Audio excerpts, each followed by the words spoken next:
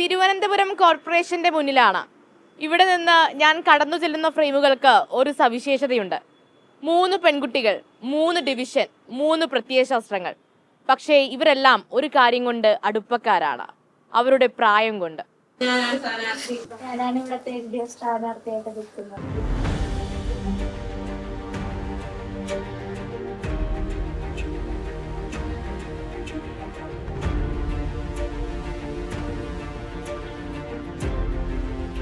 ഇത് മാഗ്ന അലത്തറ ഡിവിഷനിലെ LDF സ്ഥാനാർത്ഥി.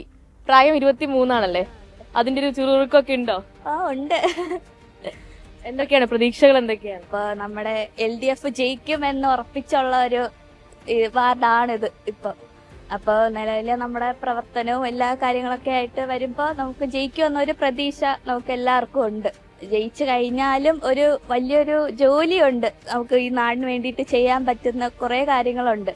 അപ്പൊ അതൊക്കെ ഇപ്പൊ നമ്മൾ ഇറങ്ങുമ്പോൾ ഓരോ കാര്യങ്ങൾ നോക്കി വെച്ചിട്ടുണ്ട്, നമുക്ക് ജയിച്ചാൽ ഇന്ന കാര്യം ചെയ്യണം. ഇപ്പൊ തന്നെ ഈ കണ്ടില്ലേ, ഈ റോഡിന്റെ കാര്യമായാലും സ്ട്രീറ്റ് ലൈറ്റിന്റെ കുറെ പ്രശ്നങ്ങളുണ്ട്, കുറെ ഏരിയകളുടെ കുടിവെള്ളത്തിന്റെ കുറെ പ്രശ്നങ്ങളുണ്ട്. അപ്പൊ അതൊക്കെ ഒന്ന് പരിഹരിക്കണം എന്നാണ് ആഗ്രഹിക്കുന്നത്. നല്ല സപ്പോർട്ടായിട്ട് നിൽക്കണം, ജയിപ്പിക്കണം. നഗരത്തിൽ നിന്ന് ഒരു 10 കിലോമീറ്റർ ഉള്ളിലേക്ക് സഞ്ചരിച്ചാൽ ഇടവക്കോടെത്തും. ഇവിടുത്തെ BJP സ്ഥാനാർത്ഥി അന്വേഷിച്ചെത്തിയതാണ്. ആളുടെ പ്രായം 25, സിവിൽ സർവീസ് പരിശീലകയാണ്, ടീച്ചറാണ്, ബോക്സിംഗ് താരമാണ്. അങ്ങനെ പ്രത്യേകതകൾ പലതുണ്ട്. ചേട്ടാ അറിഞ്ഞല്ലേ ഇത്തവണയ്ക്ക് മാറ്റം വേണം.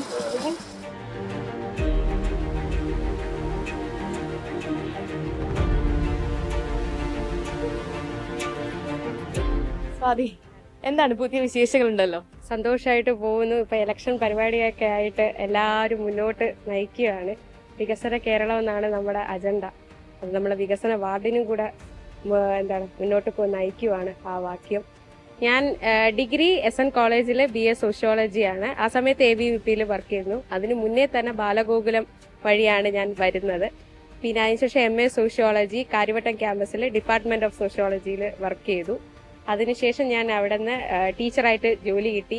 ജോലി റിസൈൻ ചെയ്തിട്ട് ഞാൻ സിവിൽ സർവീസ് പ്രിപ്പയർ ചെയ്യാനായിട്ട് നാട്ടിലേക്ക് വന്നു. ഈ 25 വയസ്സുകാരിയിൽ നിന്ന് നാട്ടുകാർ എന്തൊക്കെയാണ് പ്രതീക്ഷിക്കേണ്ടത്? ഇപ്പൊ തന്നെ നമ്മുടെ ഇട റോഡുകളൊന്നും ടാറോ ഒന്നും ചെയ്തിട്ടില്ല. അപ്പൊ അതൊക്കെ ഒന്ന് അവരുടെ വിഷമങ്ങളും അതാണ്. കാരണം എന്ന് വെച്ചാൽ അവർക്കൊരു മരണമൊക്കെ വന്നു കഴിഞ്ഞാൽ ആ ചെളിയിലൂടെയാണ് അവര് നടക്കുകയും ഒക്കെ ചെയ്യുന്നത്. അത്ര അവസ്ഥയാണ് അവരുടെ.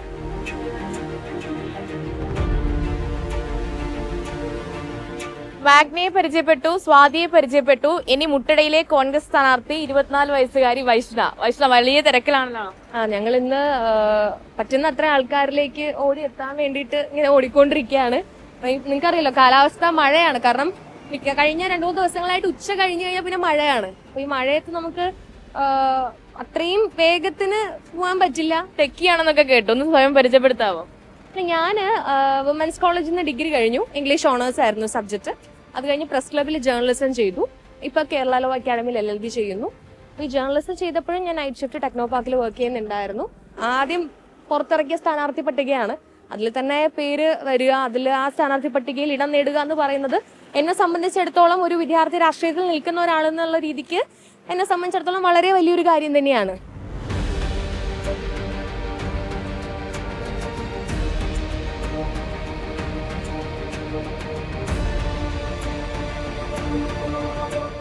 സംഭവബഹുലമായ ഒരു തിരഞ്ഞെടുപ്പ് കാലഘട്ടമാണ്.